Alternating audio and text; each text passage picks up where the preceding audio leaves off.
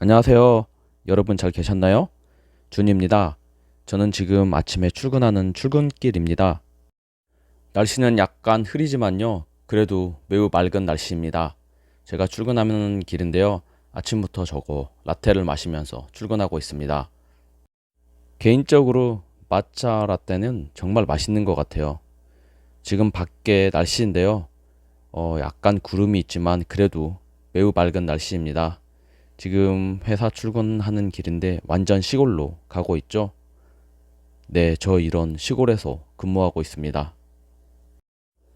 일본에 살면서 좋은 점 중에 하나가 이 맑은 날씨, 이 화창한 하늘을 볼 수 있다는 게 너무 좋은 것 같아요.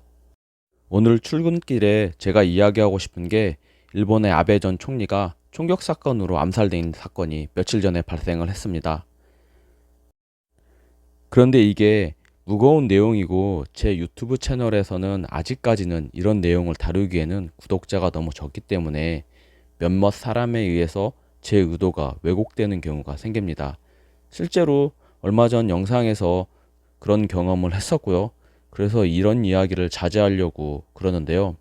그렇지만 상황이 상황이고 한국의 정치 상황에 영향을 미칠 거라고 확신을 합니다. 그리고 우리 일반적인 우리 삶, 일반적인 서민들의 삶에도 영향이 미칠 걸 가능성이 높기 때문에 살짝만, 정말로 살짝만 다뤄보도록 하겠습니다. 이런 말 하면 준, 너 무슨 전문가도 아니고 네가 뭘 알아? 라고 말할 수 있겠는데요. 그런데 저 유튜브에서는 아직 초짜고 유튜브 잘 모르지만 저 다른 데서 글 쓰는 사람입니다.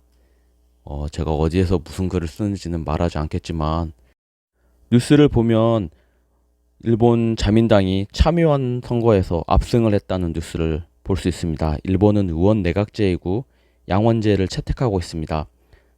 상원에 해당하는 참의원이 있고 하원에 해당하는 중의원이 있는데요. 참의원의 역할은 이 중의원에서 하던 일을 참의원에서 견제하는 역할을 하게 됩니다. 그리고 이 참의원의 전신은 일본의 귀족회의입니다. 일본이 무슨 귀족이 있어 라고 말을 할 수 있었는데요. 예전에는 귀족이라는 신분이 있었죠. 그리고 왕실의 친족들을 포함해서 이 귀족들, 지배계급을 대표했던 게 이 귀족회의였습니다. 이 귀족회의의 후신이 현재 참의원으로 남아있는 겁니다. 그리고 일본은 입헌 군주제이기 때문에 왕이 아직도 남아있죠. 똑같은 경우가 영국도 있는데요. 영국도 마찬가지로 입헌 군주제이고 왕이 아직도 남아있잖아요. 그래서 일본은 아직도 국회가 개원하면 천황이 직접 국회에 와서 개회식을 합니다. 아직도 일본 천황은 일본 내각 행정에서 상징적인 일을 많이 합니다.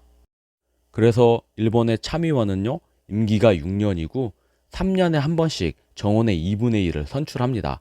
그래서 이번에 그 2분의 1을 선출을 했던 거죠. 그런데 일본 정치에서는 중의원이 더 중요합니다. 이 중의원에서 일본의 수상, 총리가 탄생을 하게 되고요. 참의원보다 중의원들의 권력이 더 많습니다.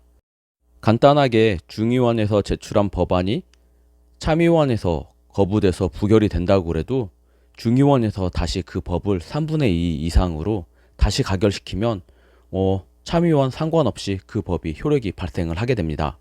그렇기 때문에 중의원이 더 힘을 갖고 있는 거죠. 우리가 알고 있는 정치인들 거의 대부분이 이 중의원 사람들입니다. 아베 총리도 그렇고요. 스가 총리도 그렇고요. 현재 기시다 총리도 이 중의원 국회의원입니다. 일본은 의원 내각제이기 때문에 중의원에서 최대 의석을 가진 다수당이 집권을 하게 됩니다. 그래서 자민당의 총재, 자민당의 당 대표가 되면 이 총리가 될 수 있는, 일본의 총리가 될 수 있습니다. 그래서 이 자민당 안에 정치 구도를 보면 되게 복잡합니다. 일본의 정치는 이 파벌 정치라고 그냥 말하면 쉽게 이해할 수 있습니다. 지금 보시는 게 일본의 역대, 자민당의 역대 파벌 정치의 흐름인데요. 현재만 놓고 보면 아베파가 94명이고요. 모기파와 아소파가 53명씩 가지고 있고요. 그리고 기시다파가 43명입니다. 그런데 이 43명을 가지고 있는 기시다파에서 현재 일본 총리를 수행하고 있고요. 아베파나 아소파에도 충분히 총리 후보를 나올 수 있는데 아베파에서는 아베 자신 자체가 총리 후보로 나오려고 하지 않았었죠. 몸 상태도 안 좋았고 여러 가지 소문도 있었고 뭐 여러 가지 비리 혐의도 많이 발생했기 때문에 아베 자신이 총리 후보로 나오려고 하지 않았습니다. 그러나 상황이 여건이 바뀐다면 아마 아베도 자신이 다시 총리로 나오려고 그랬을 겁니다. 근데 더 큰 문제는 아베파에서 당내 가장 큰 파벌임에도 불구하고 아베 이외에 큰 인물이 없다는 게 현재 문제입니다. 아베파의 중요한 의원들인데요. 이 중에서 아마 여러분들이 아시는 분은 뭐 시모무라상 정도?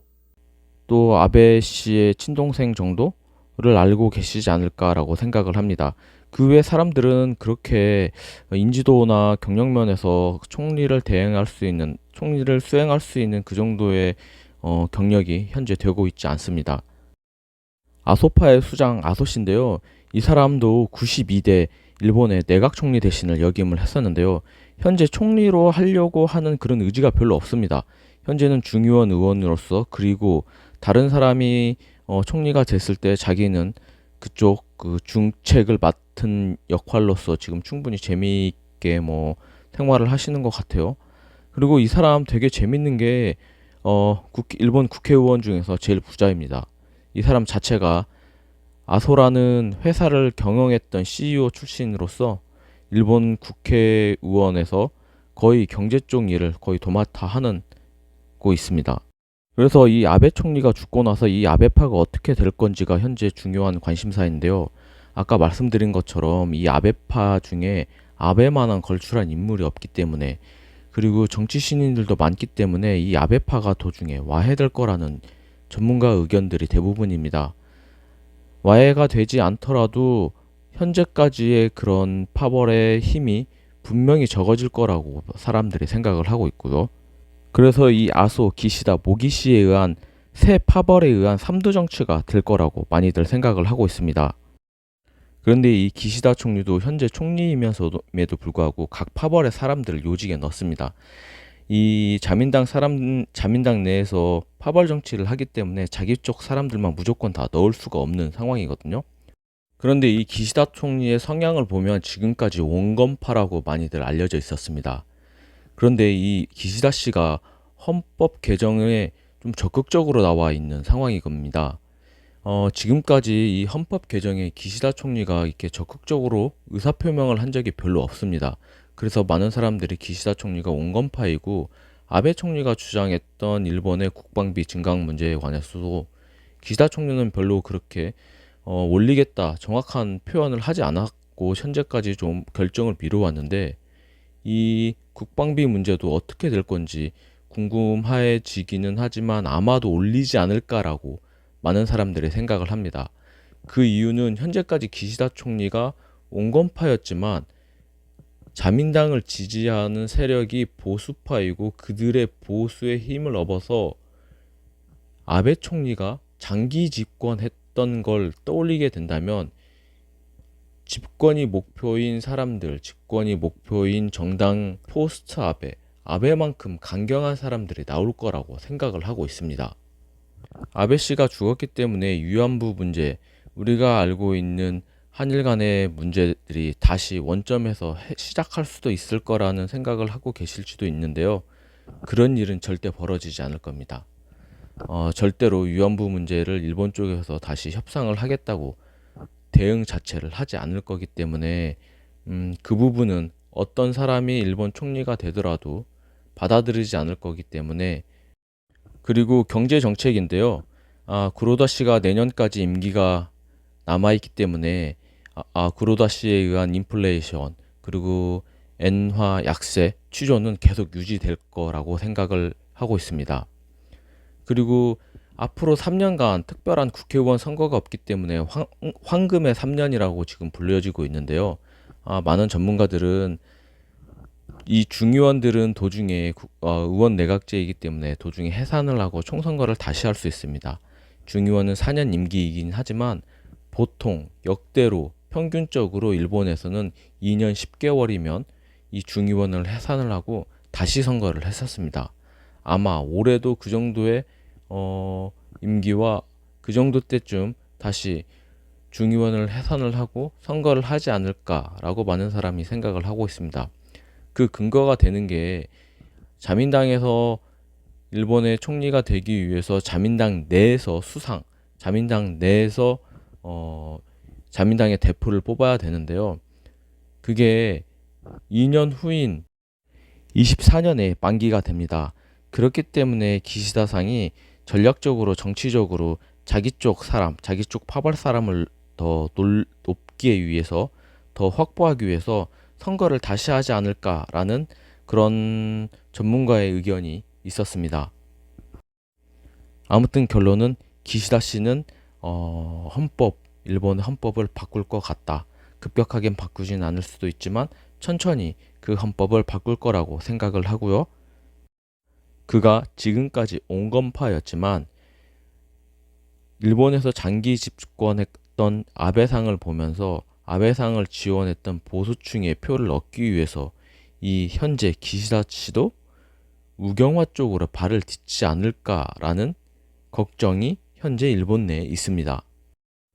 죄송합니다. 좀 딱딱한 주제였고요. 다음에는 좀 더 재밌고 좀 더 힐링할 수 있는 영상으로 다시 오도록 하겠습니다.